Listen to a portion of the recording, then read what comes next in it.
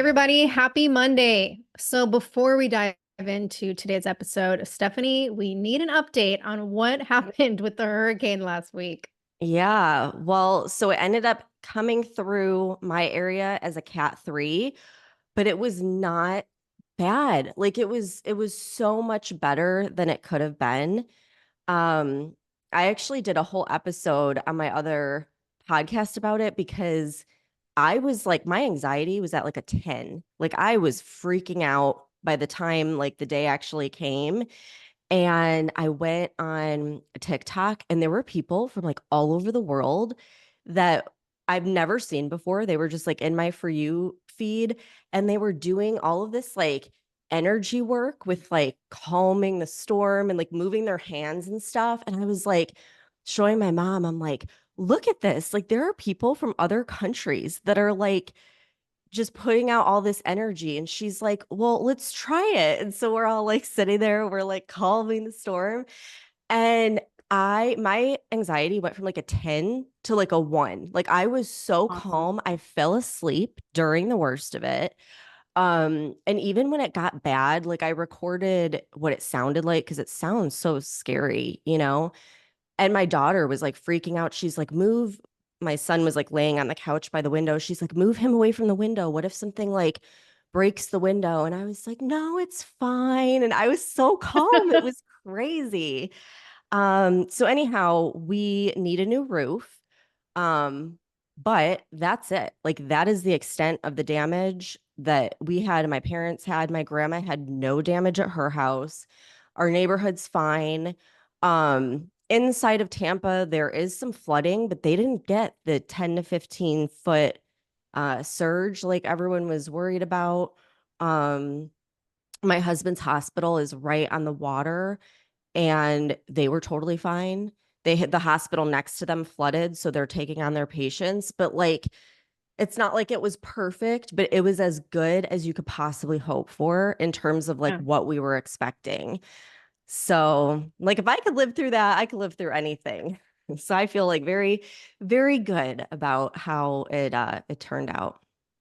Awesome. Because I know leading up to it, I don't think we talked about anything except hurricane stuff last week. Yeah, it was like consuming me. And another thing too, like the media, I mean, they typically don't play it up to that degree, but when you see these meteorologists like freaking out and ditching last minute and evacuating, you're like, oh, okay, well, we might not survive.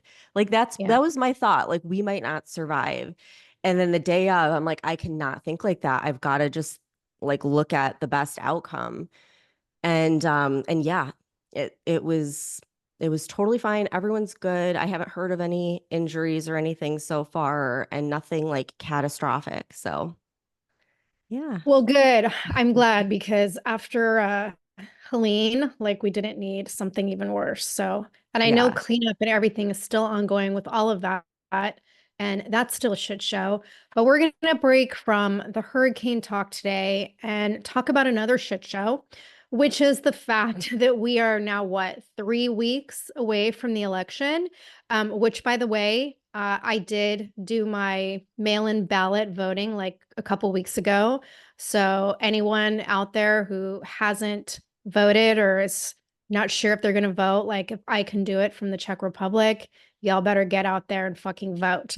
But the question as we lead into these next 3 weeks is, will there be another assassination attempt on Trump?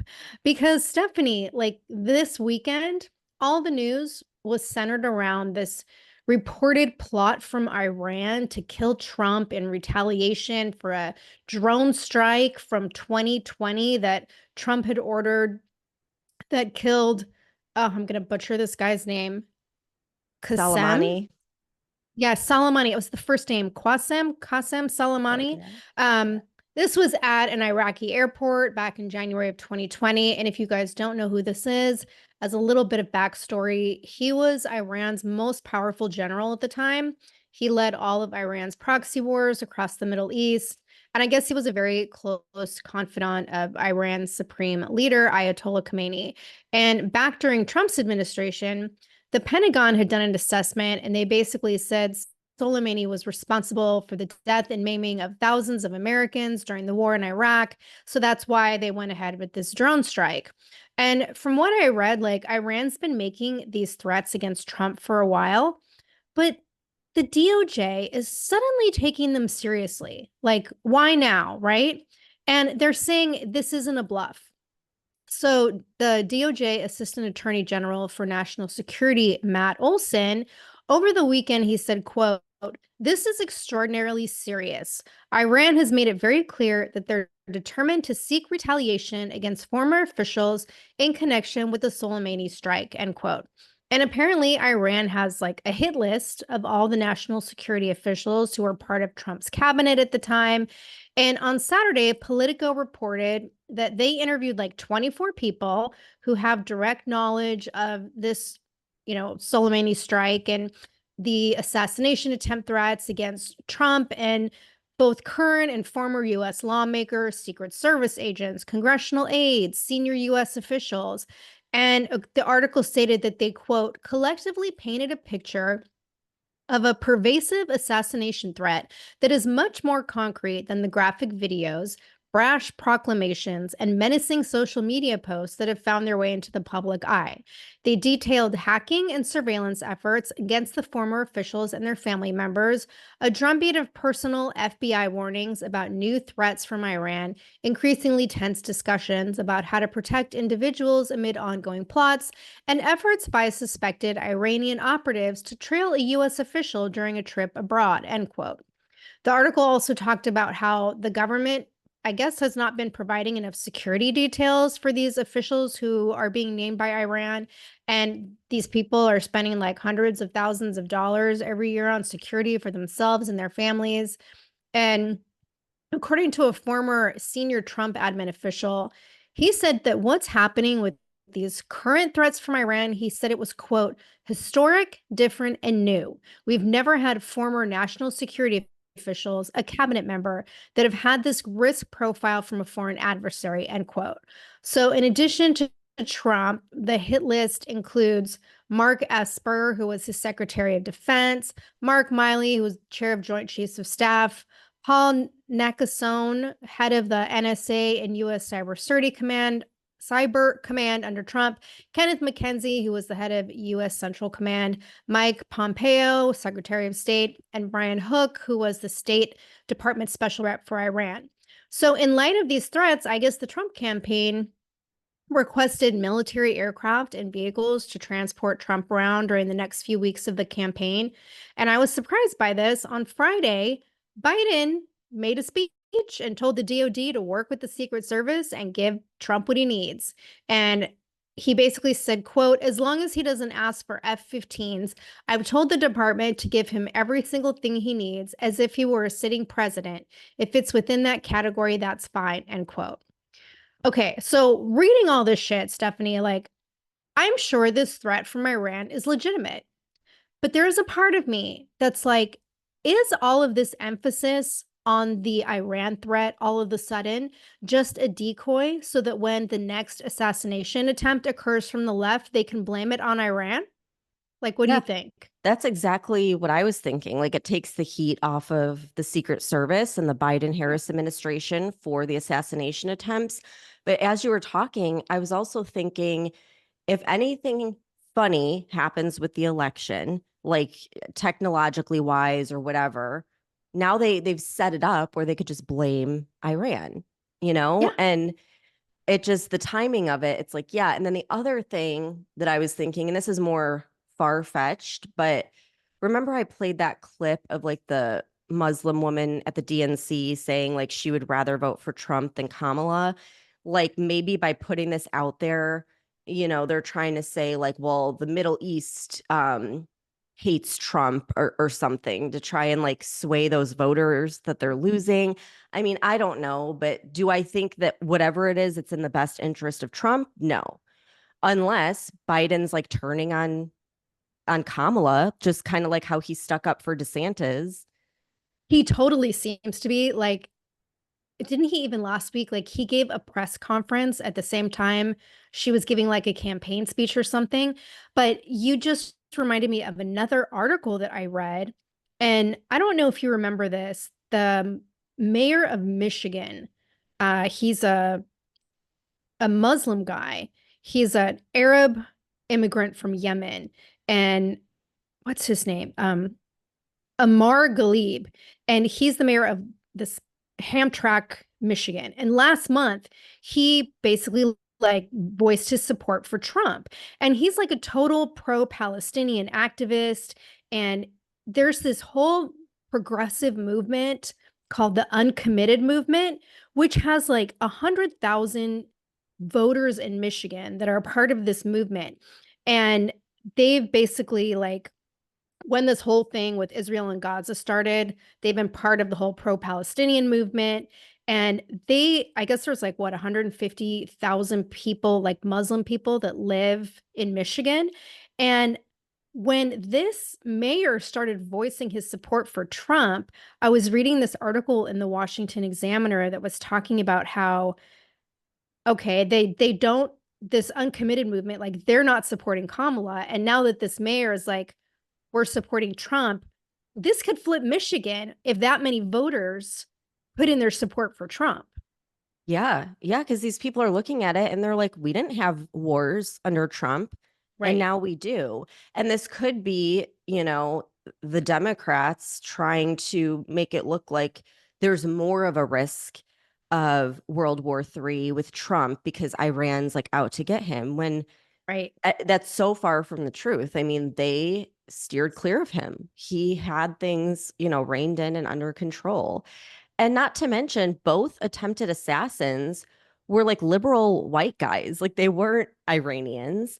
And so now, breaking news, there was a possible third assassination attempt at Trump's rally in Coachella, which I thought it was so funny. He went to Coachella because isn't that I where all know. like the young kids like go for their concert or whatever? But anyhow, according to the New York Post, local cops arrested an armed man outside of the rally, and he was caught about a mile away.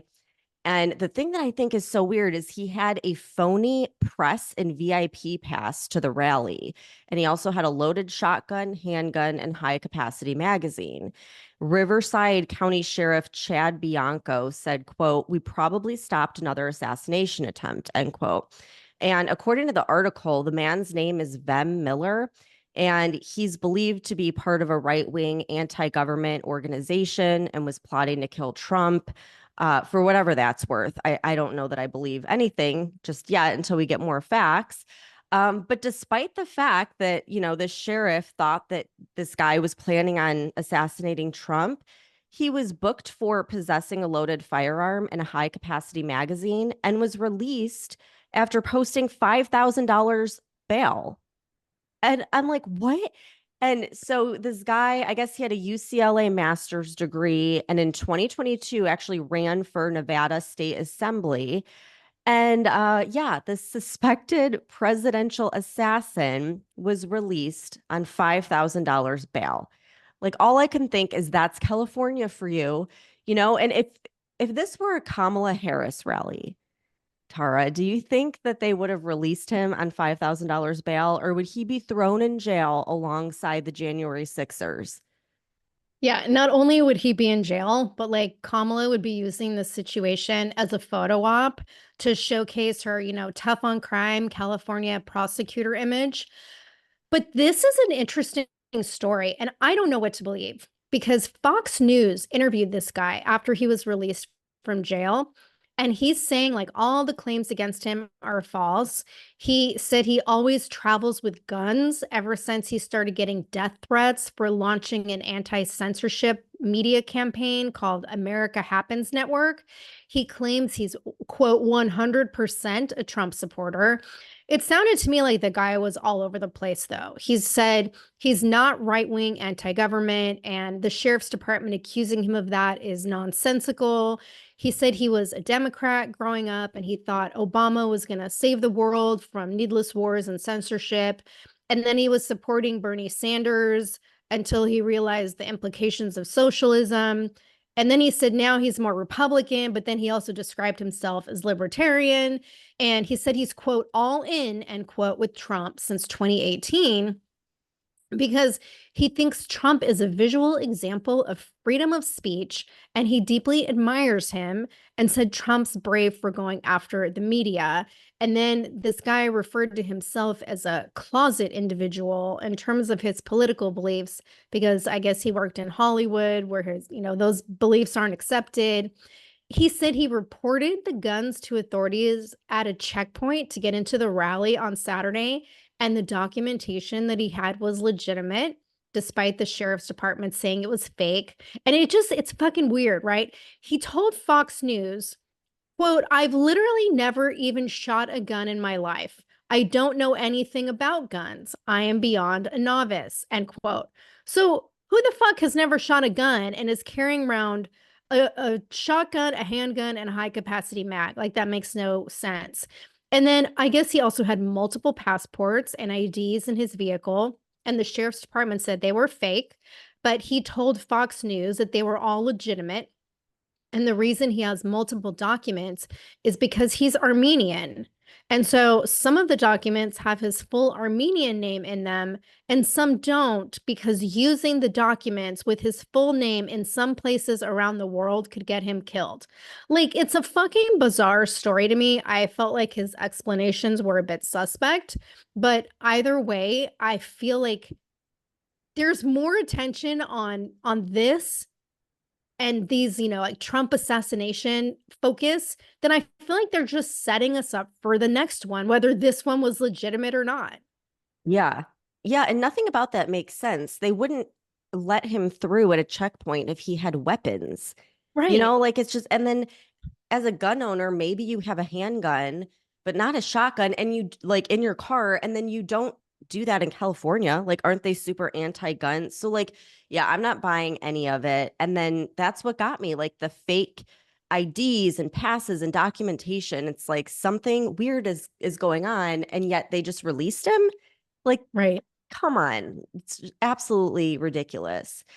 But yeah, there's a lot going on with Trump. Something else that the mainstream media refuses to cover is that $450 million case against him by Letitia James.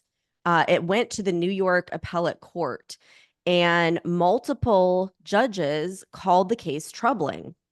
And according to the Wall Street Journal, Justice John Higgett said, quote, I'm sorry, what's being described sounds an awful like a potential commercial dispute between private actors. It seems that the AG is going into an area that wasn't intended for her jurisdiction. And then he suggested the court may need to impose guardrails on the AG's power. And then the Wall Street Journal also quoted Justice David Friedman saying, quote, you've got two really sophisticated parties in which no one lost any money, end quote. Um, and then prior cases brought under the state civil fraud law involved corporate actions with large numbers of putative victims, such as banks bilking customers. I don't know if that's a typo or what, but anyhow, there's nothing like that in this case. And the justices were calling that out. And they spent hours and hours asking the Letitia James team to find one instance of this happening before in history. And they could not produce anything. So anyhow, by the end of it, Letitia James lawyers were basically making a case as to why they shouldn't be sanctioned for bringing such a case. And the justices were asking like just simple questions like, have you ever prosecuted someone for lying about the value of property that resulted in the loan being paid back in full with interest? And I mean, they spent hours trying to answer that question, but basically, no, they haven't. They asked whether an attorney general had ever prosecuted a case where there was no damage to the public, no damage to the alleged defrauded party, and there was no malice committed by the person who took the loan. And again, like they took hours to basically say no.